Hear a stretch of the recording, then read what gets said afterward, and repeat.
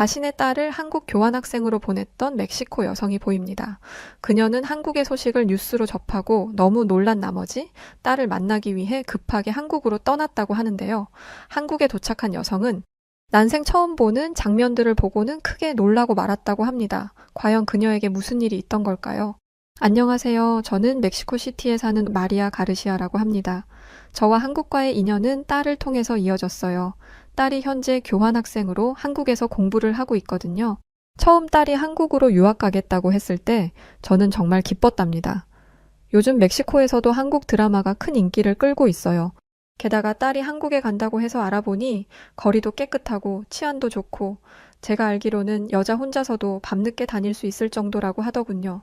처음에는 전쟁 중인 국가라 걱정이 되기는 했는데 아실지 모르겠지만 저는 멕시코만큼 위험한 나라는 없다고 생각했어요. 그랬기에 딸의 선택이 기특하기만 했죠. 적어도 한국에서는 길거리에서 총성이 울려 퍼지지는 않으니까요. 하지만 얼마 전 오랜 친구 후안으로부터 온 갑작스러운 연락으로 인해 저는 처음으로 제 선택을 후회하게 되었습니다. 마리아, 뉴스 봤어? 그가 보내준 기사를 읽는 순간 심장이 철렁하고 주저앉으면서 심장이 멎어버리는 듯 했어요. 왜냐하면 기사의 내용은 한국에서 계엄령이 선포되었다는 것이었거든요.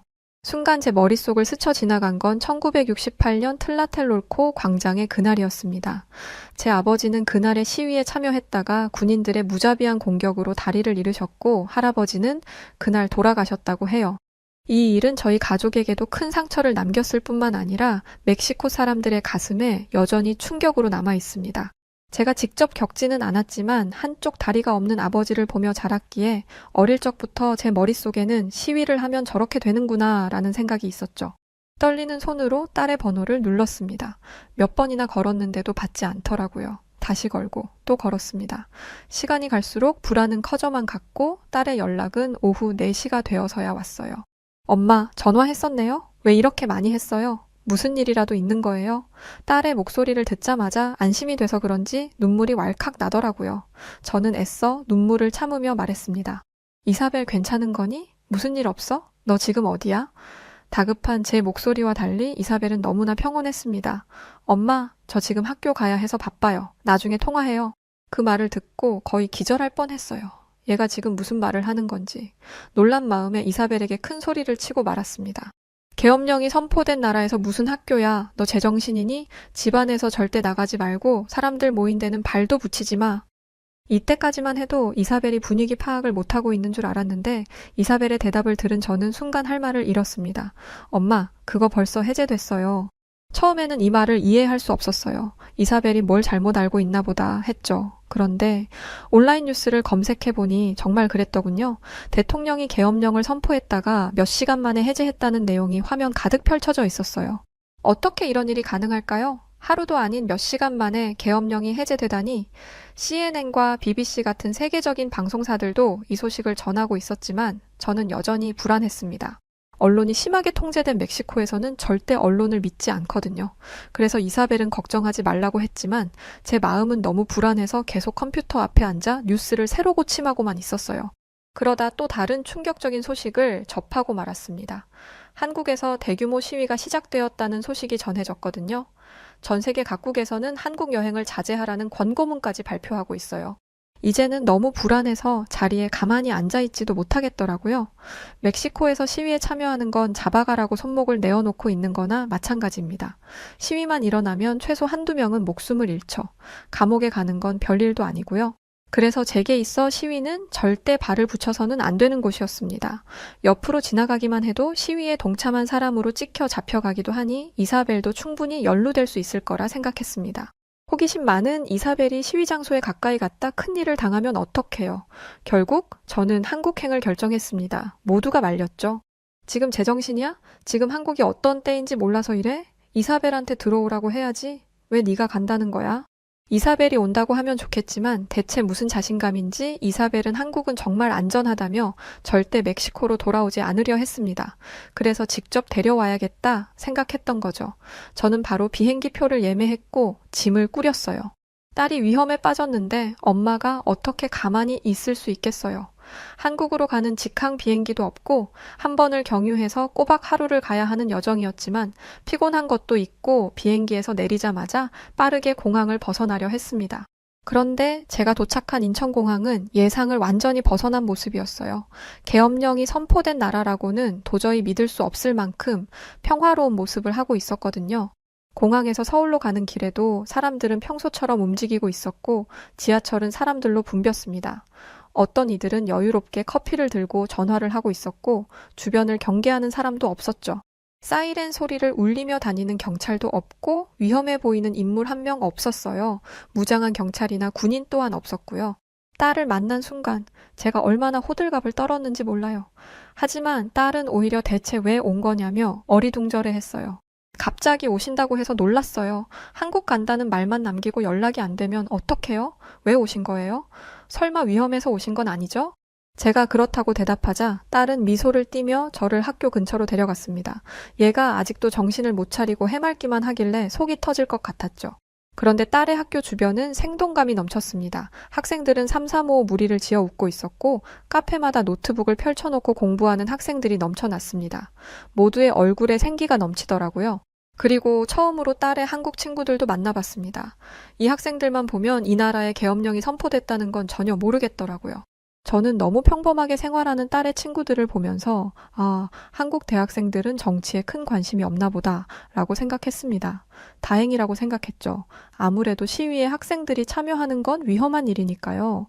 그런데 저녁이 되자 시간을 확인하던 딸의 친구들이 급하게 짐을 챙기기 시작했습니다. 급한 약속이라도 있나 싶어 물어봤는데 저희 시위하러 가요 라고 대답하더라고요. 너무 담담하게 말해서 순간 영화를 보러 가는 줄 알았습니다. 저는 학생들이 이런 일에는 전혀 관심이 없는 줄 알았는데 시위를 간다고 해서 당황했죠. 멕시코에서 학생이 시위를 한다? 겁을 상실했다며 집에서 등짝을 맞을 겁니다. 멕시코에서는 시위라는 말만 들어도 공포에 질리거든요. 저는 걱정되는 마음에 이렇게 말했어요. 그런 곳에 학생들이 가는 건 너무 위험해요. 시위는 어른들이 할 일이지 학생들이 나설 때가 아니라고요.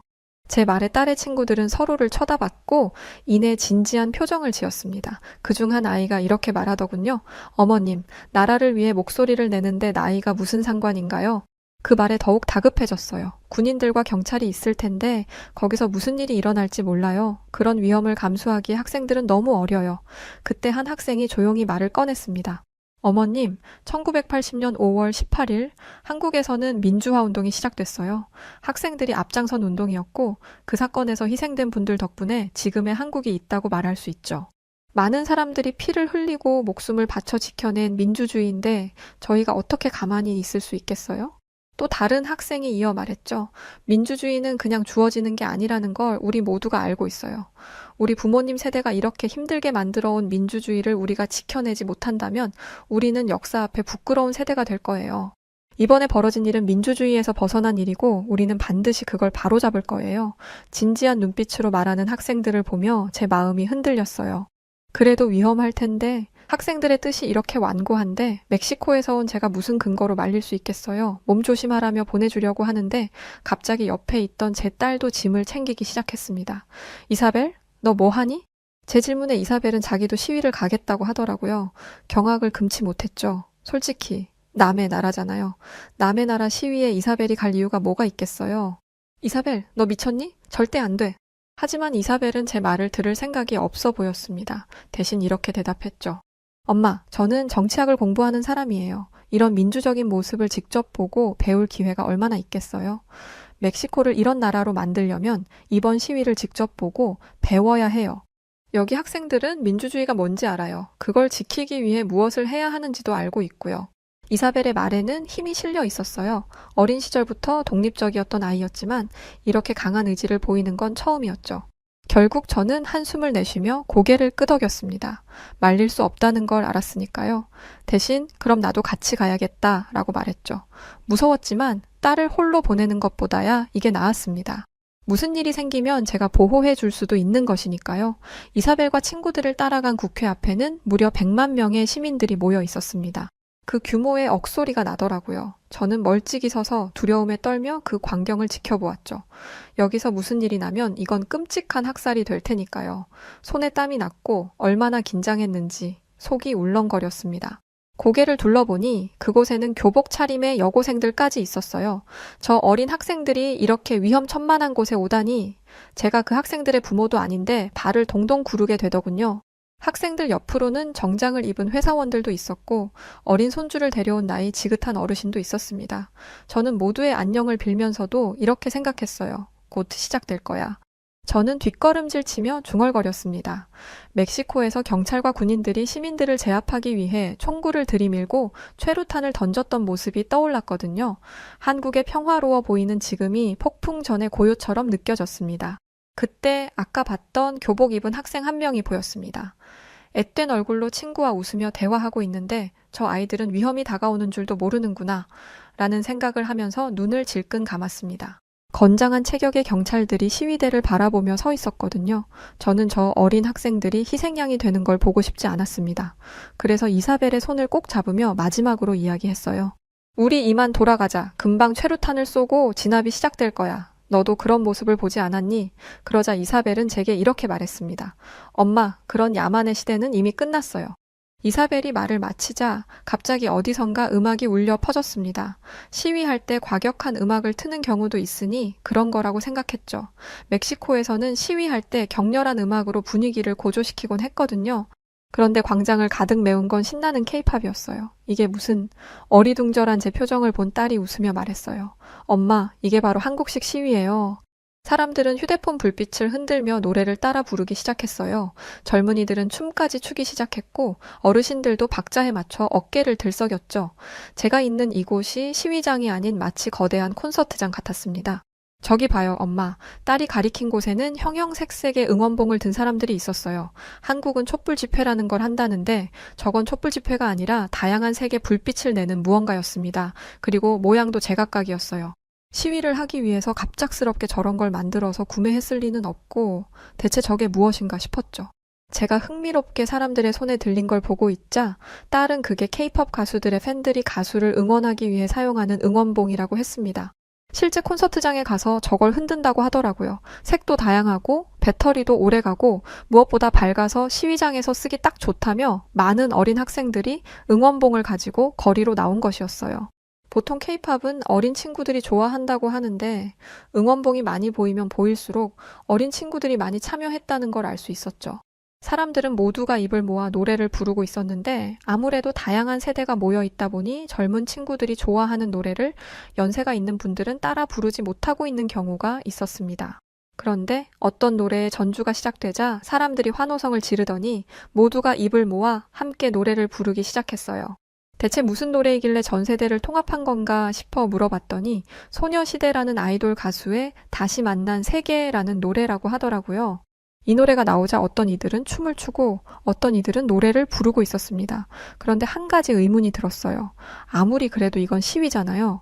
정치색을 띠고 있는 정치는 본래 무거운 주제인데 이렇게 신나게 노래를 부르기만 한다면 정치적인 국민의 뜻이 제대로 전달되지 못할 거라고 생각했습니다.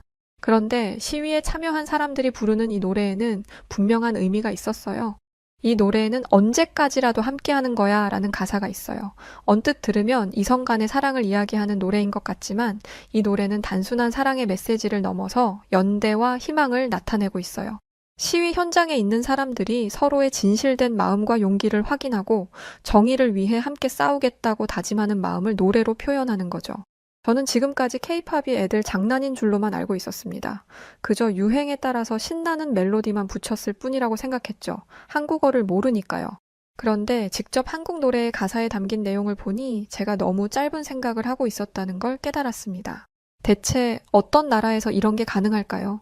시위하는 사람들이 시위하는 장소에서 웃고 춤추고 노래를 하다니 멕시코 얘기를 굳이 꺼내지 않아도 세계의 그 어떤 나라에서도 찾을 수 없는 모습일 겁니다.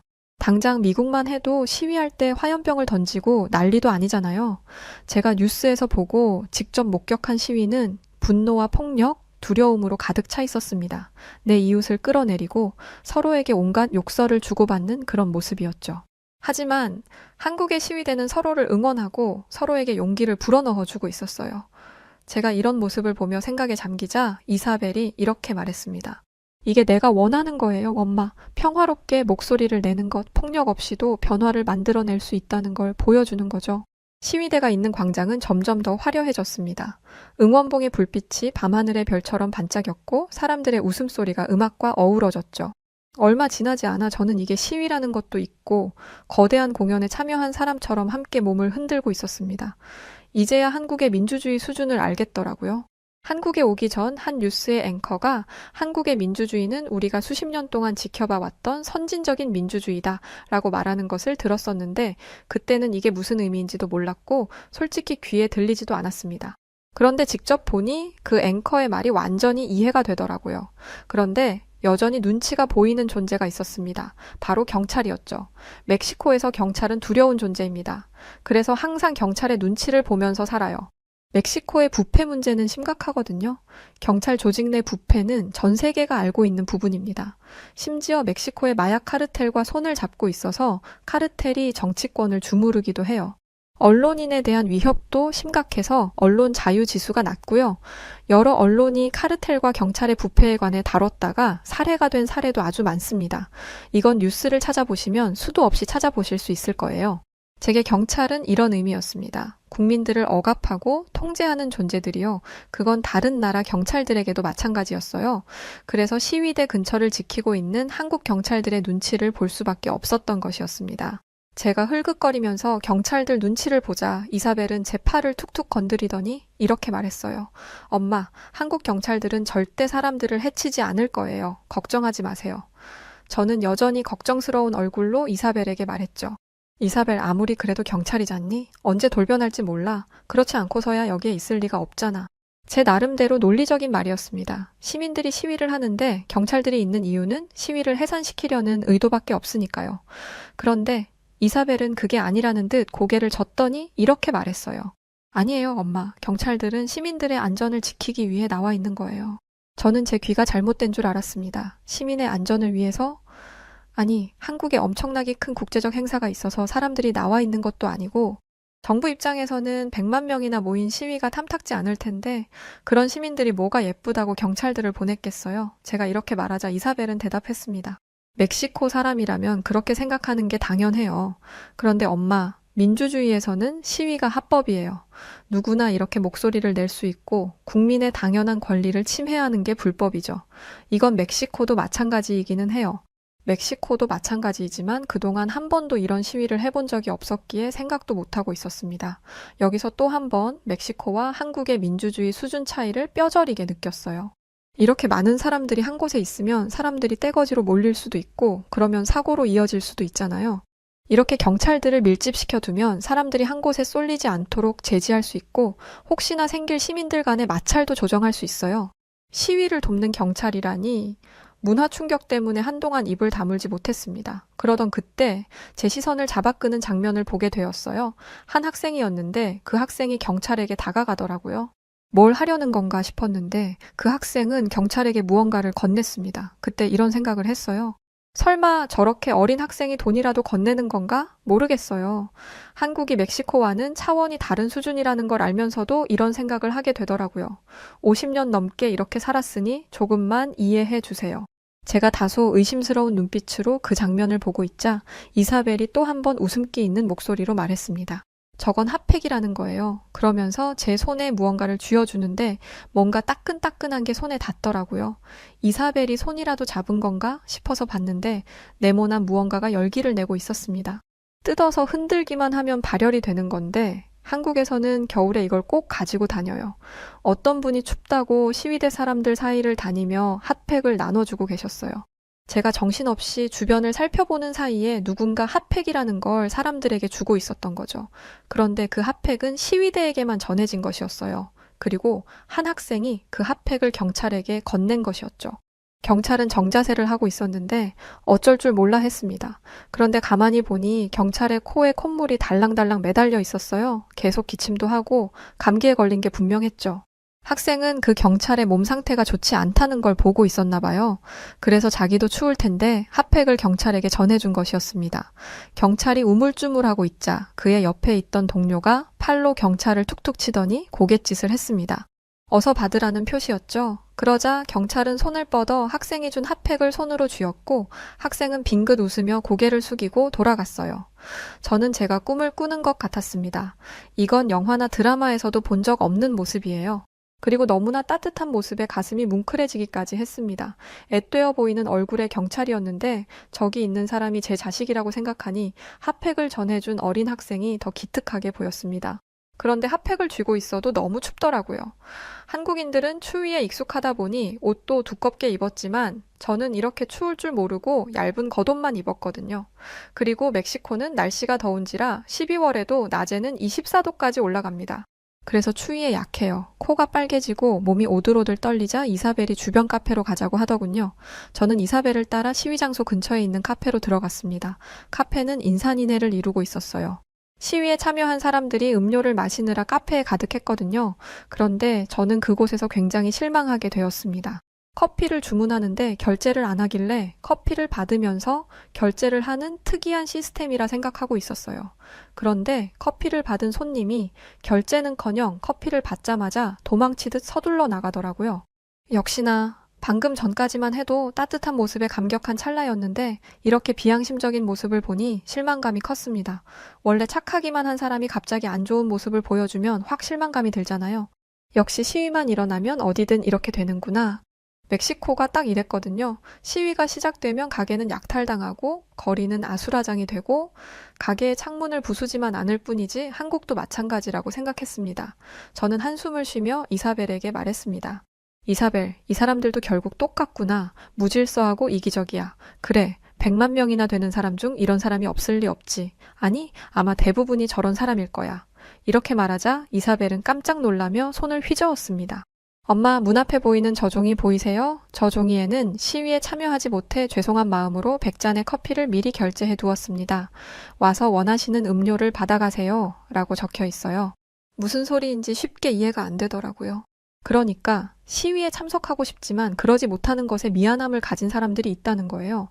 그래서 시위에 직접 오지 못하는 대신 시위에 참석하는 사람들이 조금이라도 편하고 따뜻하길 바라는 마음으로 커피를 결제해 둔 거죠. 순간 머리를 한 대 맞은 것 같았어요. 제가 본 건 약탈이 아니었습니다. 서로를 위한 배려였어요. 하지만 걱정스러운 마음도 들더라고요. 이런 걸 악용하는 사람도 분명 있을 테니까요. 여전히 의심이 가득한 제게 이사벨이 말했습니다. 엄마, 한국인들은 서로를 향한 믿음이 있어요. 물론 나쁜 마음을 가진 사람이 있을 수도 있겠죠. 그런 사람들은 어디에나 있으니까요. 그런데 적어도 제가 만난 한국인들은 호의를 소중하게 여겨요. 커피를 결제해둔 사람도 그런 믿음이 있었을 거예요. 이 말을 들으면서 다시 한번 카페 안을 봤는데 사람들은 질서 있게 자신의 차례에 맞춰 커피를 받아가고 있었습니다. 그 누구도 서두르거나 욕심내지 않았어요. 저는 카페를 나서기 전 카운터에 가서 50잔의 커피를 결제했습니다. 한국인도 아닌 외국인이 50잔을 계산한다기에 직원은 의심스러운 표정을 지었습니다. 그런데 이사벨이 이런저런 설명을 하자 감사하다고 말하며 50잔 결제를 도와주었어요. 제가 남의 나라에 와서 그것도 남의 나라 시위대가 먹을 커피를 결제하다니 누가 보면 웃을 만한 얘기죠. 하지만 저는 제가 보고 있는 수많은 사람들에게 진심으로 존경하는 마음이 들었고 한 사람의 인간으로서 크나큰 영감과 감동을 받았습니다. 엄마, 정말 멋있어요. 엄마의 딸이라는 게 자랑스러워요. 이사벨이 이렇게 말해주니 뛸 듯이 기뻤습니다. 카페에서 나오니 노랫소리는 조금 작아져 있었어요. 사람들도 많이 해산했는지 드문드문 빈자리가 보였죠. 끝까지 유혈 사태 없이 평화로운 시위를 했다는 점에서 감탄하고 있던 그때 저를 또 한 번 놀라게 하는 장면을 보고 말았습니다. 제 바로 옆에 있는 사람들이 떼를 지어 웅성거리길래 뭘 하는 건가 싶었는데 다른 걸 하는 것도 아니고 쓰레기를 정리하고 있더라고요. 설마 하고 옆을 봤는데 시위대가 있던 자리에는 쓰레기 하나 없이 깨끗했습니다. 멕시코였다면 이미 온통 쓰레기와 깨진 유리 조각으로 도로는 아수라장이 되어 있었을 거예요. 하지만 한국은 시위가 없었던 것처럼 깨끗했죠.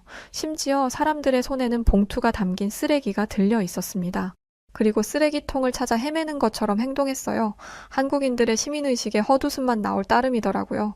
나라에 항의를 하고자 한다면 어떻게 해서든지 불만을 드러내야 하고 그러기 위해서라면 거친 방법은 당연하다고 생각했었는데 한국을 보고는 제 모든 생각이 싹 사라졌습니다. 딸과 함께 집으로 돌아가는 길, 저는 이사벨에게 이렇게 말했어요. 이사벨, 엄마가 아무것도 모르고 한국을 오해했던 것 같아. 모두들 한국이 위험하다고 했지만 엄마가 실제로 본 한국은 그 어떤 나라보다도 평화로웠어. 한국 여행을 자제하라고 하는 나라는 단 한 번도 한국을 경험해보지 못한 사람들일 거야. 계엄령이 선포됐다는 걸 듣고 정말 많이 걱정했지만 실제로 본 것은 질서정연한 시위 현장과 서로를 배려하는 시민들이었습니다. 저는 이사벨이 한국에서 공부하고 싶어 했던 이유와 굳이 시위 현장에 가고 싶어 했던 이유를 진심을 다해 공감했어요. 그리고 멕시코로 가면 이 이야기들을 전해주겠다고 다짐했죠. 한국 같은 나라도 있다고 우리도 희망을 갖자고 말이죠. 한국을 모델로 삼아 열심히 노력하다 보면 우리 멕시코도 언젠가는 이렇게 될 수 있을 거라고 믿어요. 멕시코에도 진짜 민주주의가 오기를, 시민들이 한국인들과 같은 시민의식을 가질 수 있기를 간절히 바랍니다. 그리고 제 딸 이사벨이 한국에서 많은 것을 배워 멕시코에서 큰 일을 하는 사람이 되었으면 좋겠네요. 지금까지 긴 이야기를 들어주셔서 감사합니다. 안녕히 계세요. 여기 두 사람이 회사 사무실 한복판에 대치한 상태로 서 있습니다. 한 명은 키 190은 넘어 보이는 멕시코 남성이고 그의 반대편에 서 있는 남자는 그보다는 작은 키의 아시아 남성인데요. 그들을 둘러싼 이들은 어찌할 바를 모르고 있습니다. 오늘 들려드릴 사연은 이 모든 사건을 지켜본 멕시코 남성에게로부터 온 편지입니다. 그는 자신의 회사에서 벌어진 이 싸움을 보며 굉장한 부끄러움을 느꼈다고 하는데요. 같은 멕시코인마저 부끄럽게 만든 이 사건의 전말을 들려드리도록 하겠습니다. 안녕하세요. 저는 멕시코 몬테레이에 살고 있는 아담 크루스라고 합니다. 저는 다국적 기업의 평범한 회사원으로 지내고 있는데요. 최근 다른 나라의 기업들과의 교류가 활발해지면서 해외 주재원들이 저희 회사로 들어오고 있습니다. 그중 한 국가가 바로 한국이었어요. 처음에는 한국이라는 나라가 굉장히 생소하게 느껴져서 왜 굳이 많은 아시아 국가와 교류를 하는지 이해가 되지 않았습니다. 저는 회사에서 힘 있는 목소리를 낼 만큼의 직책은 아니었거든요. 하지만 그럴 만한 이유가 있을 거라고 생각하며 한국에서 파견 나온 한국 주재원이 지낼 곳 등을 준비하고 있었습니다. 저와 제 동기 호세가 함께 한국 주재원의 거처와 자동차, 의전 등을 맡았어요. 솔직히 다른 나라에서 오는 주재원들은 이렇게까지 대우해주지 않습니다. 하지만 한국 주재원은 달랐어요. 미국, 독일 등에서 일하며 다양한 경험을 쌓았고 저희 회사에 큰 도움이 될 인물이라고 했죠. 오자마자 팀장급으로 일을 하게 되었기 때문에 저희는 어느 정도 긴장 상태였습니다. 특히 한국 주재원의 회사는 자신들의 기술과 노하우 등을 저희 회사의 시스템에 결합해서 남미 시장을 노리려는 것이었어요. 이게 규모가 꽤 크기 때문에 저희 회사도 이번 한국 주재원의 방문에 신경을 쓰고 있었습니다. 그런데 모든 사람이 그런 것은 아니었어요. 저는 모든 사람이 저와 같은 생각은 아니라는 것을 파악하고 있어야 했습니다. 한국 주재원의 의전은 저와 호세가 주로 맡았는데 처음 맡겨진 중요한 임무에 저는 바짝 긴장하고 있었어요. 경험이 없는 사람이 긴장을 하게 되면 오히려 실수를 할 수도 있다는 걸 저는 이번에 처음 알았습니다. 주재원이 머물 집을 계약했었는데 집주인의 실수로 이중계약이 되어버린 거예요. 이런 경우가 아주 없는 건 아니었기 때문에 몇 번이고 신경 썼는데 문제가 터지고 만 것이죠. 그래서 저는 한국 주재원을 마중 나가는 일을 호세에게 맡겼습니다. 그리고 집주인을 찾아가 문제를 해결했고 문제를 해결할 동안 주재원이 머물 호텔을 예약했죠.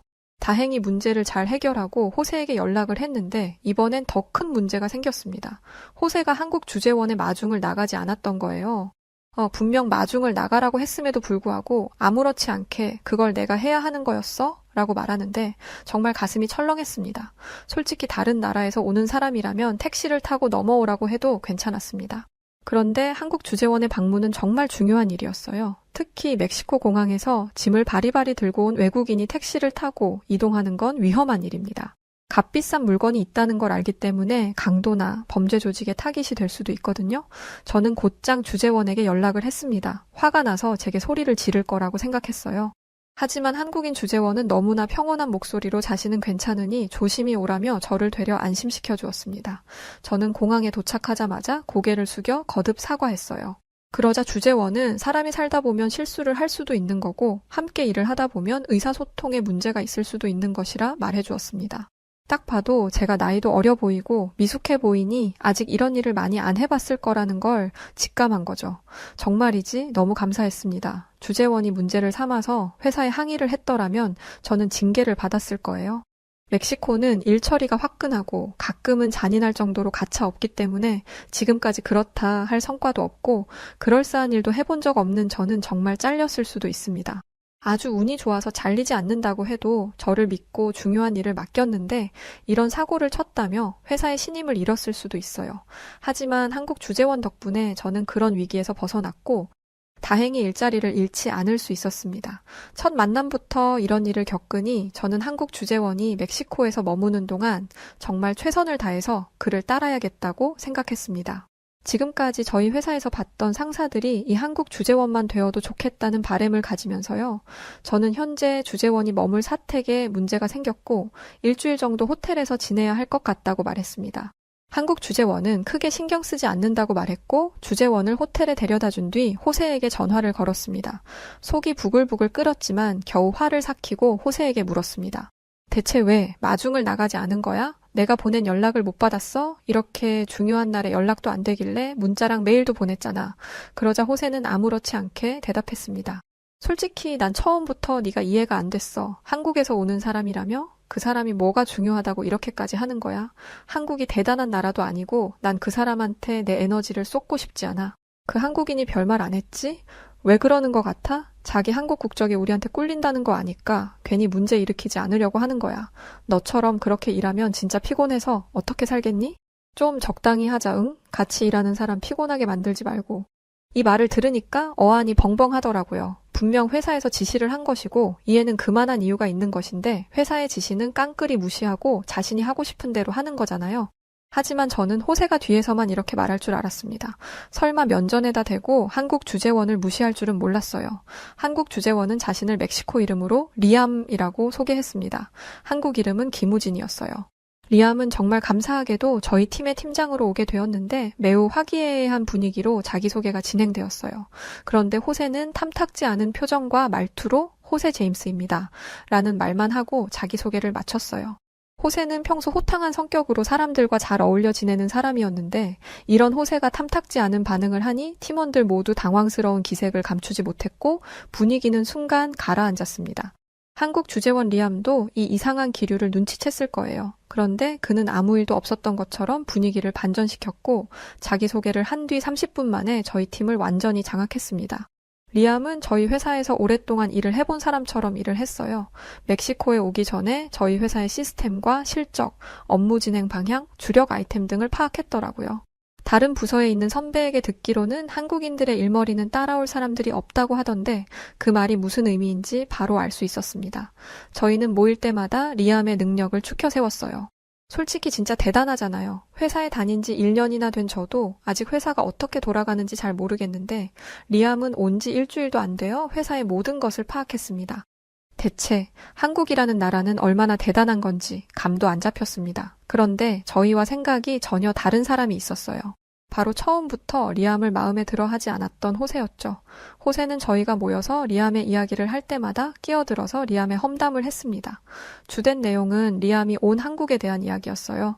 리암이 일을 잘한다는 이야기를 하면 호세는 리암이 온 나라는 한국인데 사실 한국은 워낙에 가난하고 못 살아서 어릴 때부터 일을 해야 한다며 험담하기 시작했고 이에 그치지 않고 호세는 그 나라는 아주 못 살고 사람들을 착취하는 걸 당연하게 생각하기 때문에 사람들이 일을 잘하게 하기 위해서 별의 별짓을 한다라며 한국 주재원인 리암도 아마 어릴 때 그런 걸 겪어서 일을 좀 잘하는 것처럼 보이는 그런 사람일 거야 라고 했습니다.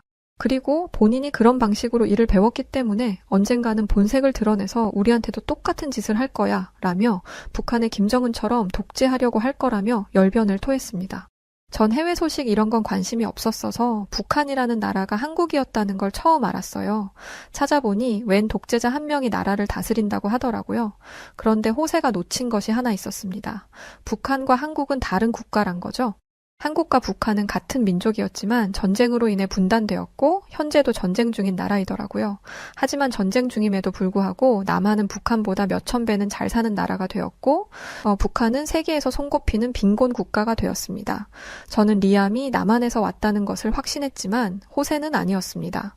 호세는 자꾸만 리암이 북한에서 왔고 언젠가는 자신들도 북한 사람들처럼 노동력을 착취당하고 더 나아가서는 이 회사가 북한처럼 망해버리고 말 거라는 말도 안 되는 이야기까지 했습니다. 그런데 호세가 이렇게 주장을 해봤자죠. 저를 포함한 모든 팀원들은 호세가 얼마나 말도 안 되는 말을 하고 있는지를 알았습니다. 그래서 반응도 안 하고 호세가 무슨 말을 하면 무시했어요. 그런데 한 가지 참을 수 없었던 건 호세가 리암이 지시한 일을 하지 않는다는 것이었습니다. 저런 근본 없는 나라에서 온 인간의 말을 따를 수는 없다면서요. 그리고 자신이 업무를 하지 않으면 언젠가는 그 난폭함을 드러내고 말 것이라고 말했습니다. 자신은 그 모습을 이끌어내서 진짜 모습을 회사에 폭로하고 이 회사를 올바른 길로 이끌 거라고 말했어요. 호세는 몰랐겠지만 리암은 이 사실을 모두 알고 있었습니다. 다른 직원들이 호세의 행동을 공론화해서 다시는 저런 짓을 하지 못하게 하라고 건의했지만 리암은 그러지 않았어요. 그러면서 이렇게 말했죠. 진정한 리더는 자신의 힘으로 되는 것이 아닙니다. 누군가가 세워줄 때 진정한 리더가 되는 것이죠. 저는 이 말에 큰 감명을 받았습니다. 리암은 호세를 다른 곳으로 좌천시키거나 강력한 조치로 회사를 그만두게 할 수도 있었어요. 하지만 그러지 않고 호세가 자신의 행동을 돌아보기를 바랬습니다. 그러면서 한국인들이 자신의 팀과 조직을 어떻게 대하는지를 알려주었어요. 한국은 뒤처지는 사람들을 꼬리 자르듯 자르지 않는다고 합니다. 모두가 자신의 역할에 충실할 수 있도록 끌어주고 그 능력을 개발하게 한다고 하죠.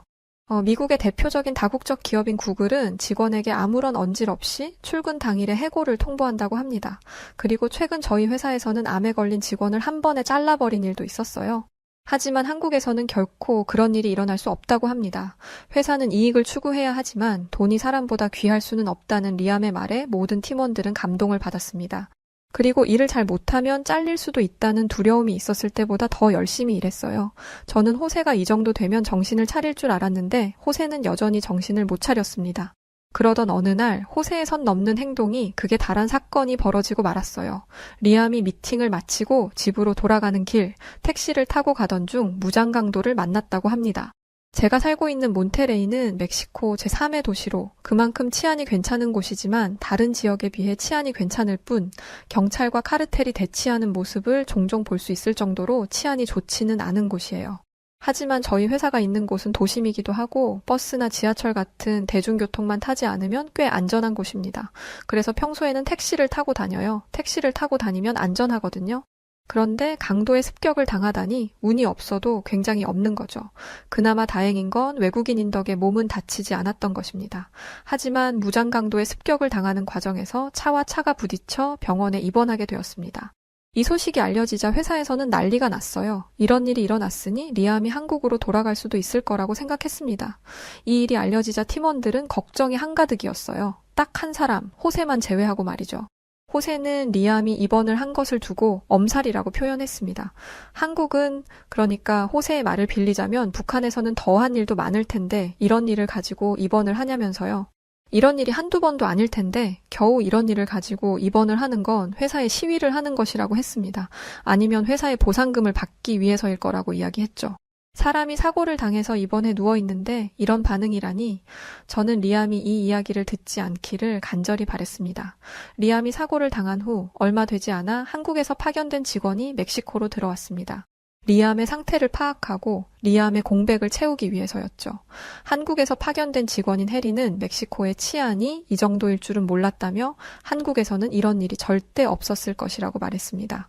파견 온 한국인 직원은 멕시코 이름으로 해리였고 한국 이름은 이수영이었습니다. 해리 씨는 이런 치안이라면 저희 회사에서 안전을 보장했어야 했다고 했죠.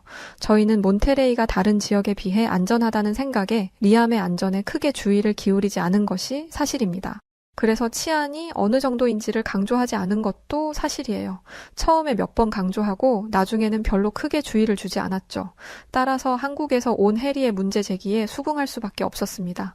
그런데 호세는 달랐습니다. 되려 한국인 직원에게 화를 냈어요. 멕시코가 한국보다 치안이 안 좋다는 건 들어본 적도 없다며 말이 되는 소리를 하라며 언성을 높였습니다. 한국처럼 후진국인 나라가 멕시코보다 낫다니 지금 그걸 믿으라는 소리냐며 요즘 같은 세상에 인터넷에 치면 다 나와요 라면서 큰 소리쳤죠. 한국 직원은 대체 어디서 그런 이야기를 들었는지 모르겠지만 인터넷을 쳐봐야 하는 건 호세 당신인 것 같다고 말한 뒤 한국의 치안이 멕시코보다 낫다는 것은 숨길 수 없는 사실이라고 했습니다. 그리고는 이 상황에 대한 책임을 져야 할 것이라며 자리를 떠났죠. 저희 회사에서는 이번에 일어난 문제에 대해 한국 회사에 설명하기 위해서 인원을 꾸렸어요. 저희 회사에서는 한시가 급했습니다. 이 일 때문에 한국 회사가 저희 회사에 대한 투자를 거둔다면 피해가 막심할 테니까요. 직원들은 한국에 가는 것을 꺼려 했어요. 이 문제를 한국 회사가 문제 삼으면 그 불만을 온전히 감당해야 할 테니까요. 하지만 저는 제가 나서서 한국행에 지원했습니다.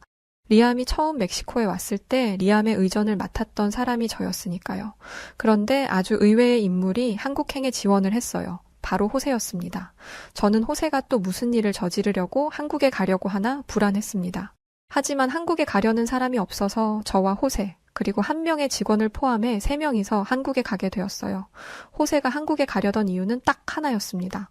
자꾸만 멕시코의 치안을 물고 늘어지는 한국에 가서 그들의 주장이 얼마나 터무니없는 것인지를 밝혀내겠다는 것이었죠. 한국에서도 흔하게 일어나는 일을 가지고 멕시코만의 문제인 양, 리암이 당한 일을 엄청난 일로 만들어 보상을 요구하는 한국 기업의 행태도 고발하겠다 말했습니다. 이렇게 해서 회사의 영웅이 되려고 했던 것 같아요. 호세는 한국으로 가는 비행기를 타는 내내 자신이 다운받아온 북한의 영상을 보여주었습니다. 자꾸만 한국을 북한이라고 주장하는데 저는 한국이 남한과 북한으로 나뉘어 있으며 호세가 말하는 곳은 북한이고, 그러면서 자신이 유튜브에서 찾아온 영상인데 가자마자 이런 끔찍한 광경을 보게 될 테니 미리 마음의 준비를 하고 있으라면서 보고 싶지 않은 영상을 계속 보여주었어요. 호세가 보여준 영상은 끔찍하기는 했습니다. 영양실조에 걸려서 배만 부른 깡마른 아이들이 나무 껍질 같은 것을 씹고 있는 영상도 있었고, 다 떨어진 군복을 입고 있는 남녀가 토굴 같은 데서 나오는 영상도 있었습니다. 호세는 리암의 나라가 전기도 제대로 들어오지 않는 나라라고 했어요. 밤이 되면 전기가 들어오지 않아서 사람들은 촛불을 켜고 산다고 했습니다. 이게 21세기에 가능한 일이냐면서 침을 튀기며 말을 하더군요. 가로등도 제대로 들어오지 않는 곳이니 얼마나 치안이 엉망이겠냐는 말까지 덧붙였죠. 결론은 늘 하나로 모아졌어요. 그런 나라에서 왔으면서 멕시코에서 무장강도 만난 것으로 항의를 하냐며 이해가 안 된다는 것이죠. 하지만 호세의 이런 말도 안 되는 주장은 한국에 도착하자마자 깨지고 말았습니다. 비행기를 타고 내렸는데 신세계였어요. 멕시코의 공항은 그리 깨끗하지 않았고 조명조차도 누리끼리 했습니다. 벽에는 금이 가 있는 곳도 있었고 바닥의 타일도 살짝 깨져 있기도 했죠. 멕시코 사람들은 그 누구도 이것을 문제 삼지 않았습니다. 하지만 한국은 모든 게 최신식이었어요. 조명도 밝았고 모든 곳이 깨끗했습니다. 인천공항 직원들이 청소하는 기계에 올라타서 돌아다니는데 정말 신세계였어요. 호세는 적잖이 놀란 듯 보였습니다. 저는 호세에게 네가 생각하는 한국이 이런 모습이었냐 물었습니다. 그러자 호세는 공항은 외국인들이 가장 많이 오는 곳이니 그럴싸하게 꾸며놨을 것이라며 공항을 빠져나가면 영상에서 본 그런 모습들이 줄지어 있을 것이라고 주장했습니다. 그런데 호세의 그런 주장도 얼마 가지 못했어요. 저희는 버스를 타고 빠져나왔는데 버스를 타고 수도인 서울로 가는 길은 정말 잘 닦여 있었습니다. 멕시코의 수도인 멕시코시티는 몰라도 제가 살고 있는 몬테레이는 멕시코의 제3의 도시임에도 불구하고 도로가 썩 좋지 않아요. 그런데 한국의 도로는 정말 잘 닦여 있었습니다. 물론 호세는 조금 더 들어가면 안 좋은 모습이 보일 거라고 얘기했지만 저는 호세가 생각하는 그런 모습이 절대 나타나지 않을 것이라는 걸 알고 있었습니다. 그리고 제 예상은 정확히 맞아떨어졌어요. 호세는 한국의 수도에는 전기도 잘 들어오지 않고 깨끗한 물도 나오지 않는다고 말했습니다. 그런데 한국의 수도인 서울에는 고층 빌딩이 줄지어 있었고 버스 정류장에서마저도 핸드폰을 충전할 수 있었어요. 이뿐만이 아닙니다. 친환경 버스도 흔히 보였고 도시의 조경도 훌륭했어요. 길거리에는 쓰레기도 없었습니다. 환경미화원들이 수시로 다니면서 청소를 하는 줄 알았는데 새벽에만 나와서 청소를 한다고 하더라고요. 낮 시간에도 도로가 깨끗한 것은 한국인들의 시민의식 덕분이었습니다. 이건 정말 멕시코인들이 배워야 하는 것이라고 생각했어요. 호세는 점점 말을 잃었습니다. 어떻게든 한국의 부정적인 면을 찾아내려고 애를 쓰는 게 보이더라고요. 그런데 호세는 절대 자신이 생각했던 것을 찾을 수가 없었습니다. 한국의 밤거리를 보고는 완전히 무너지고 말았죠. 저희는 밤이 되면 꼬박꼬박 호텔에 들어왔습니다. 멕시코에서 왔다 보니 밤거리가 당연히 위험할 거라고 생각했거든요. 그런데 한국의 밤거리는 너무나 밝았습니다. 그리고 사람들이 아무렇지 않게 밤거리를 걸어 다니더라고요. 그것도 교복을 입은 학생들과 여성들이요. 멕시코라면 상상조차 할 수 없는 상황에 처음엔 저희가 보고 있는 광경을 쉽게 받아들이지 못했습니다. 그러나 며칠 뒤부터는 한국의 치안이 얼마나 대단한지를 인정할 수밖에 없었어요. 일단 한국은 총기 소지가 불법이었고 총에 대해서 큰 관심조차 없어 보였습니다. 더군다나 한국 남자들이 군대에서 의무 복무를 해야 함에도 불구하고 남자들 중 총을 소유하는 사람이 없다는 것이죠. 이렇다 보니 총을 가지고 대치하는 상황이라던가 총을 가지고 사람들에게 위협하는 것 자체가 불가능했어요. 또한 어린아이들이 혼자 가방을 메고 등교하는 것은 충격적일 정도로 놀라웠습니다. 멕시코에서 이런 행동은 말도 안 되는 것이에요. 아이들을 홀로 등교시킨다면 부모들은 경찰에 잡혀갈 수도 있습니다. 그러나 한국에서는 그것이 가능하더라고요. 무엇보다 호세가 보여줬던 영상에서 나무 껍질을 벗겨먹는 영상들은 대체 어디서 나온 건지 모르겠지만 한국이 아니란 건 확실하더군요. 한국의 밤거리에는 맛있는 음식이 즐비했고 놀거리도 풍성했습니다. 치안이 좋으니 밤을 새우고 새벽까지 젊음을 즐기는 사람들도 많더라고요. 호세는 한국에서 이런 것들을 보고 듣고 몸으로 경험한 뒤로부터 호텔에 박혀선 나오지 않았습니다. 자신이 틀렸다는 사실에 분을 감추지 못하고 한국 회사와의 미팅 자리에도 나오지 않았어요. 한국 회사는 한국까지 와서 책임을 지겠다는 저희에게 크게 감동했고 이렇게까지 하는데 저희 회사를 믿지 않을 이유가 없다며 저희와의 교류를 끝까지 이어가겠다고 약속해 주었습니다. 멕시코에서 치료를 받는 리암도 많이 회복되어서 회사에 출근할 만한 상황이 되었더라고요. 그런데 딱 하나 해결되지 않은 것이 있었습니다. 바로 호세였어요. 호세는 리암 덕분에 회사에 남아있을 수 있었던 것이었습니다. 리암이 넓은 마음으로 호세의 행동을 받아주었기 때문에 그런 무례를 저지름에도 불구하고 회사에서 잘리지 않은 거예요. 하지만 리암이 다친 후에 멕시코로 왔었던 한국 직원 해리 씨는 가차 없었습니다. 해리 씨는 멕시코에 남아있던 팀원들의 이야기를 전부 들었고 회사에 정식으로 항의했습니다. 한국에 있다가 멕시코로 다시 돌아온 호세는 자신이 회사에서 잘렸다는 소식을 듣게 되었어요. 호세는 자신은 리암이 북한에서 왔다고 믿었기 때문에 그동안 이런 행동을 해왔던 것이고 자신이 한국의 진짜 모습을 보았다면 그런 잘못을 저지르진 않았을 거라고 억울함을 토로했지만 그것은 받아들여지지 않았습니다. 호세는 못 들어본 아시아국에서 온 한 동양인이 자신의 상사가 되었다는 것이 마음에 안 들었던 것 같아요. 그래서 별것도 아닌 것을 가지고 리암을 깎아내리고 무시하고 어떻게든 흠집을 잡으려 한 것이죠. 성향이 그러니까 그러려니 하기야 합니다만 이건 확실했습니다. 아무래도 상대를 잘못 건드린 거죠. 사실 한국에 대해서 자세히 알고 있는 주변 사람이 없었고 저도 그랬고 호세도 그랬고 국가 이름만 들어봤었거든요. 근데 회사에서는 우리 회사에 아주 큰 힘이 되어주고 있는 엄청난 국가의 기업이라면서 하도 이야기를 하니까 그냥 그런 줄로만 알고 있었습니다. 또 우리 회사에 투자까지 했다고 하니까 회사에서 칭송하는 거다 그런 걸로 인식했죠. 하지만 저희가 직접 한국 주재원이었던 리암 씨를 만나고 실제로 한국에 출장 가서 한국의 땅을 밟아보고 나니 비로소 왜 회사에서 한국이라는 국가 그리고 그 국가의 회사를 중요하게 생각했는지 알겠더라고요. 시간이 흐르고 호세는 아직도 직장을 구하지 못해 빈둥거리는 백수로 지내고 있고 저희 회사는 한국 기업의 도움을 받아 날로 성장해 갔습니다. 저 역시 한국인 리암 옆에서 열심히 일을 배웠더니 승진까지 했습니다. 회사는 매출 증진과 많은 성과를 낸 저희 직원들 모두와 함께 한국으로 휴가 겸 워크숍을 계획하게 되었죠. 그런데 그 소식을 어떻게 들은 건지 호세가 가끔씩 회사 주변을 배회하는 게 눈에 띄더군요. 리암도 그 모습을 봤습니다. 리암은 회사에 있을 때는 기회를 주었겠지만 자신의 잘못으로 회사에서 쫓겨난 완전한 타인이라면 스스로 본인의 삶을 책임져야 호세 본인 스스로에게도 도움이 될 거라고 말하면서 눈길조차 주지 않았습니다. 언제나 친절하고 착하기만 했던 리암을 봤었는데 와 정말 공과사가 딱 부러지는 훌륭한 마인드를 가졌다는 생각이 들면서 소름까지 돋더군요. 한국이라는 나라와 한국을 이끌어온 사람들을 보면서 정말 느끼는 게 많았던 시간이었습니다. 네, 오늘 사연은 여기까지인데요. 정말 한국을 아직 잘 모르는 해외 사람들이 많구나 하는 생각이 들었습니다. 하긴 생각해보면 저도 멕시코라는 나라 유튜브로 영상을 본 적도 없고 잘 모르긴 하니까요. 자, 그럼 오늘 사연 어떻게 들으셨나요? 오늘 사연이 재미있으셨다면 구독과 좋아요, 알림 설정 부탁드리고요. 지금까지 해외 다양한 사연들을 읽어드리는 여우튜브 송은지였습니다. 더 좋은 영상으로 찾아뵐 것을 약속드리면서 끝까지 시청해주신 구독자분들 모두 감사드립니다. 고맙습니다.